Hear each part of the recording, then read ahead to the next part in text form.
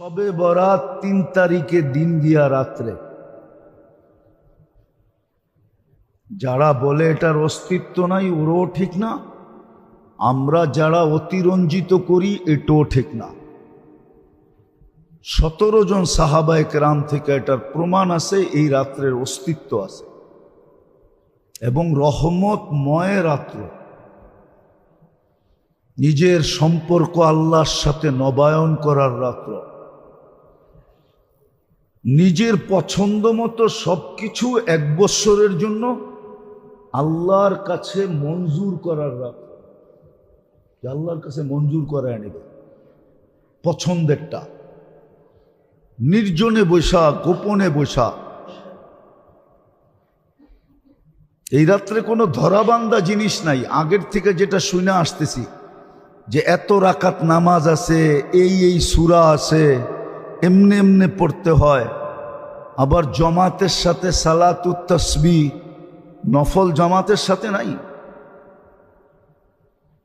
পুরুষরা তো পড়ে পড়ে, মহিলারাও পড়ে আবার। না, এগুলা কিচ্ছু নাই। যেটা আছে ওইটাই আপনাকে বলতেছি। ব্যক্তিগতভাবে সারা রাত্র ইস্তেগফারে কাটায় দেন, চোখের পানি দিয়া কাটায় দেন, মাপ চাওয়া দ্বারা কাটায় দেন, রহমত চাওয়া দ্বারা কাটায় দেন।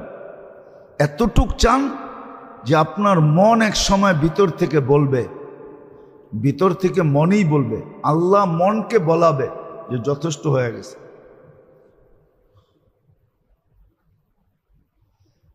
এই রাত্র রহমত নেওয়ার রাত্র। এটা রহমতে খাস, যেটা বলতেছিলাম যে ২৪ ঘন্টা তো আল্লাহ আমাদেরকে রহমতের ভিতরে ডুবায় রাখেন, এতে কোনো সন্দেহ নাই, যার কারণেই আমরা বেঁচে আছি। কিন্তু কিছু সময় আছে, কিছু দিন আছে, কিছু পর্ব আছে,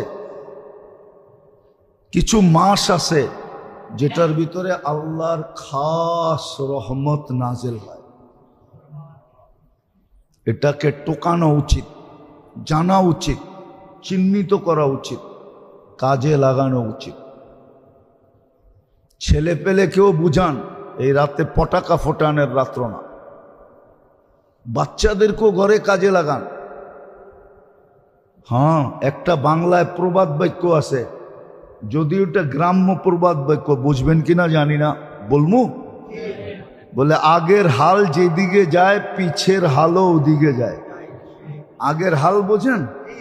হ্যাঁ, জমি চাষ করতে